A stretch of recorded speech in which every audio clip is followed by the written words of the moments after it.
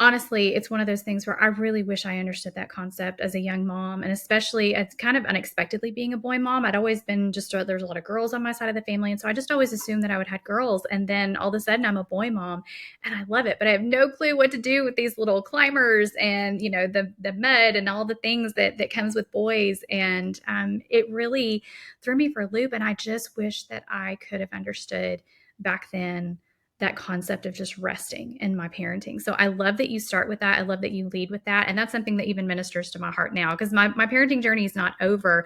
I think it would be helpful to Molly, and I don't know how much you put into the book, but I'm sure you have a good understanding where you can answer this question of just the uniqueness of the boy brain and how important that is for us to understand that because as we're going to talk about building connection and cultivating character and all of that, but let's talk about just really a fundamental understanding of how God designed our boys and the way that they think. Yeah, absolutely. Yeah, if you're a mom to boys, I'm sure you've probably noticed and girls that they're not wired the same. There are some major differences. And especially if those boys, and there's a lot of latitude here. I was talking to another mom um who has a son who's not like doesn't fall into the traditional boy categories. He's not rough and tumble. Um but a lot of moms will like me, you're looking at your boys and you're going, oh my gosh, these kids, they got to be outside, they got to be moving. I homeschooled my kids for like a year and my son was in second grade at the time. And I remember just being so frustrated, like, why can't you just like look at the problem we're doing? I don't understand. Right. And I even consulted a therapist and he was like, so how long can he focus before he can't? And I was like, probably 6 or 7 minutes. And he's like, well, that's what he has to give you right now. And I'm like, I don't like that answer. That's not Right. very helpful. But he was right. And so we're just kind of like working with what we have. But yeah, if you're parenting boys, you might notice they have to be moving constantly.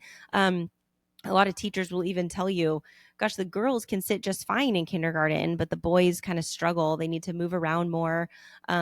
Oftentimes they're more interested in things than in people. So that's why we need to work a little harder to help them hone those relationships, giving them those skills. So, and also boys are disparately impacted by this technology.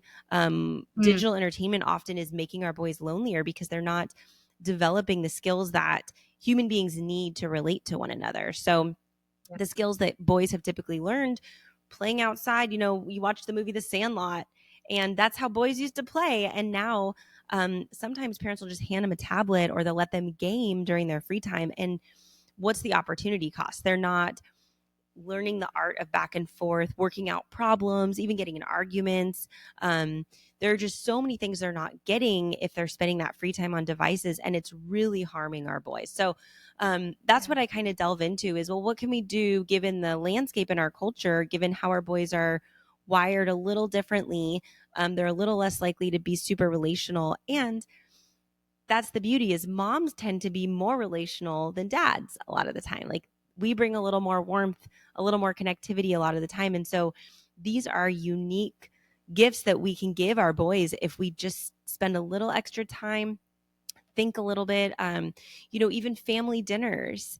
I have one chapter under belonging and relationship about the power of family dinners.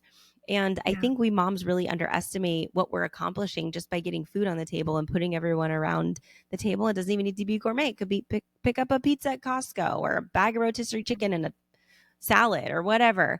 But there was this Harvard therapist that said, if more families took advantage of the benefits of regular family dinners, I would be out of a job because what I Wow. do in my office, most of that gets accomplished over the dinner table.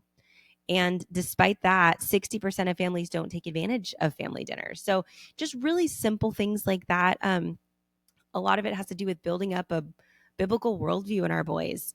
They have culture. There are so many voices right now speaking in to form their hearts and minds. And what does it mean to be a boy? And what does it mean to be a girl? And what is gender? How does that impact you? And we have this opportunity to show our boys like what God says about masculinity and what God says Yeah. is beautiful about these gifts that we have in masculinity and femininity. And it's not a curse, and it's actually really beneficial to society. So we have this opportunity to build them up.